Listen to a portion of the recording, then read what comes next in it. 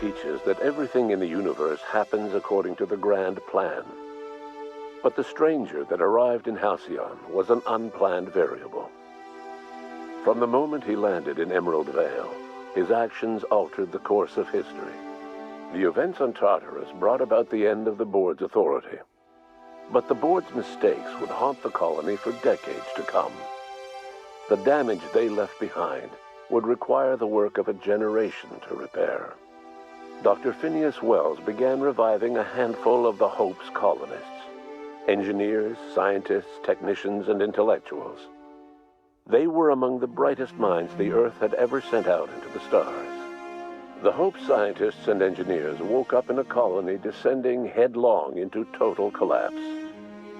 With no way to return to Earth, they had no choice but to band together and devote themselves to the cause of saving Halcyon.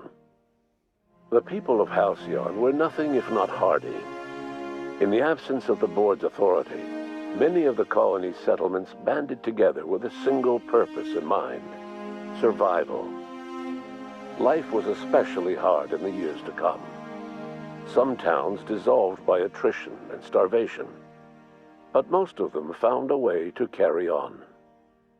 In the years to come, Halcyon was forced to reckon with its newfound freedom. The board was gone, and for better or worse, the colony was responsible for its own destiny.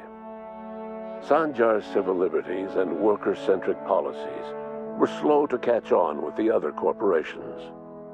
But as Halcyon began its long, arduous journey toward recovery, many of Terra 2's smaller townships started adopting MSI's alternative corporate structure, and eventually became entirely self-sufficient. In the coming years, many of these townships managed to eke by, where otherwise they might have starved. Consumed by paranoia, Lilia Hagen took Sublight Salvage in a controversial direction, openly accusing board officials of an extraterrestrial conspiracy. One day, an accident at the Groundbreaker's docking bay silenced her forever. Time would tell if her replacement could keep the Sublight family together.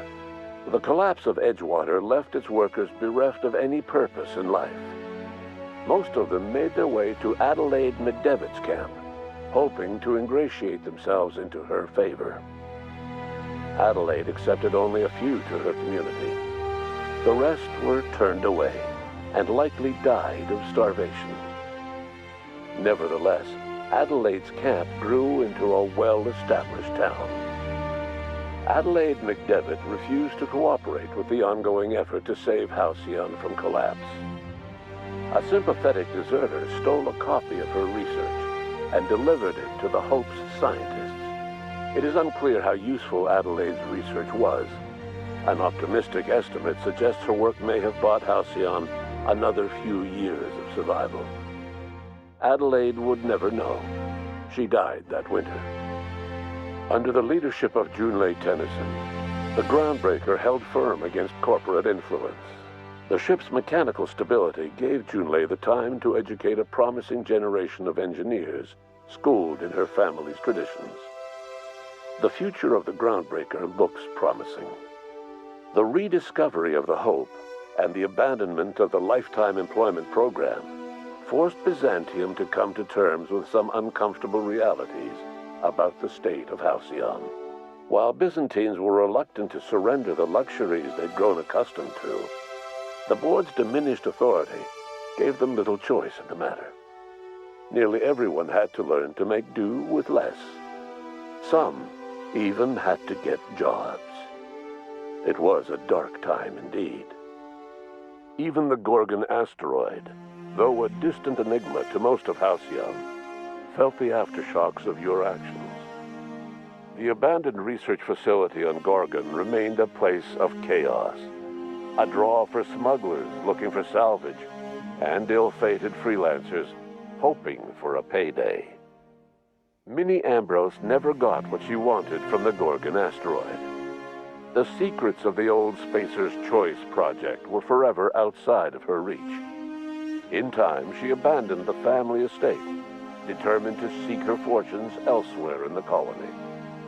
In spite of everything, the Gorgon asteroid remained a sobering reminder of the potential for progress and disaster in humanity's most ambitious efforts. Life in Halcyon was sobering for Felix Millstone. The grand revolution he dreamed of never came. There was no great awakening for the colony, no celebrations in the streets. There was only the hard, desperate work of trying to repair a broken colony. Felix never had a head for numbers, but if there was labor to be done, he was there to help. Eventually, Felix realized that the work of a revolution was done with two hands. Once the matter with the Hope colonists was resolved, Junlei bashfully asked Parvati if she'd like to join her permanently on the Groundbreaker, and Parvati enthusiastically, if somewhat awkwardly, agreed. The stories of her adventures spread across the colony, and Parvati soon found herself the center of attention. Having served as the engineer of a renowned spacecraft, tramp freighters and wildcat miners sought her out by name, and in no time, she was a fixture in the Groundbreaker's mechanical ecosystem. She and Junlei were never far apart. Nyoka returned to Monarch to take another crack at making a permanent life for herself. She formed the Charon Group, an MSI subsidiary of ragtag survivalists and wilderness experts. Anyone in need of a guide, or just looking to throw back a beer and swap stories, could find her camping on the trail or clearing an infestation. The SAM unit that accompanied you spread awareness of the product line's superior sanitation and maintenance capabilities across what was left of the colony. This led to a boost in SAM unit sales. Did you know that SAM units are the longest-lasting, toughest-acting cleaning solution in Halcyon? Minister Clark was released from house arrest, and his contact with you gave him a sense of renewed purpose and vigor. Once it became clear that no help would be coming from Earth, he threw his considerable efforts and talents into helping Halcyon manage the crisis before it. As for Dr. Phineas Wells, he spent his remaining years in his orbital lab. He eventually came to terms with his own past and was able to forgive the mistakes of his younger self by devoting his remaining years to serving the colony. Dr. Wells was able to revive many more scientists and engineers than he first expected, thanks to the additional batch of chemicals you stole from the ministry. Wells never forgot about the human lives that were lost in acquiring these chemicals. In the end, Dr. Wells was able to save every scientist and engineer aboard the Hope. Over the next decade, nearly all of the Hope's remaining colonists were successfully revived. Halcyon saw a period of rapid technological and scientific advancement. Breakthroughs in dietary supplements saved the colony from starvation. Geoengineering projects and social reforms began to change the structure and character of the colony. Dr. Wells laid the groundwork for the project to save the colony, but he would never live to see the fruits of his labor. He passed away a few years later. His work was carried on by the scientists and engineers he revived. Today, Halcyon has stabilized. The people of the colony work hard to adapt to their new circumstances. Nearby colonies send aid and supplies. Life will never be easy in Halcyon, but for the first time in its history, there exists a sense of real, genuine hope about the future. And what about you? The unplanned variable in the history of Halcyon. Long after Wells passed away, you carried on his work with more energy, determination, and brilliance than he could ever muster.